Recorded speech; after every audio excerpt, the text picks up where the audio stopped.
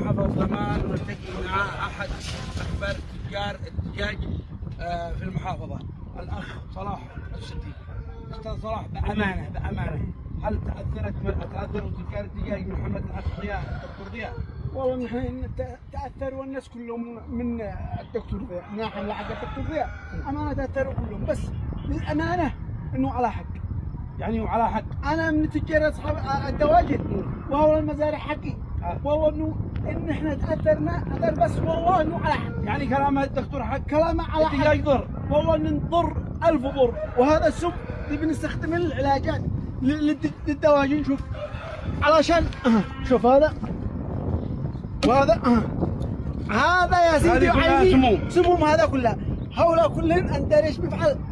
هؤلاء تخلي عمر الدجاجة عادي 15 نستخدم العلاج ده تقع في 3 أيام 4 أيام 5 أيام هكذا. لا عيب والله لا الصدق، والدجاج محرمت علي نهائيا.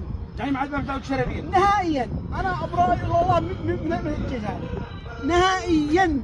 أنصح الأمة إنهم لا يأكلوا الدجاج، والله إنه سم قاتل. يعني دي وده يبزوا يربيه في بيت. أنا لي شهرين استخدم نظام الطيبات. أنا شوف لا عاد كرش العصير كان يجي لها الآن شوف فاضي، الوجه كان هذا، الجسم أنا الحمد لله في نعمة صحيح بسيط. إذا كان هذا أحد ملاك التجار يحذر الناس، ما بالكم بكم أنتم. لازم نحن نوصل رسالة إلى كل الناس يحذروا ويلزموا نظام الطيبات، يتباخروا من الأمراض بإذن الله. تحياتنا لكم.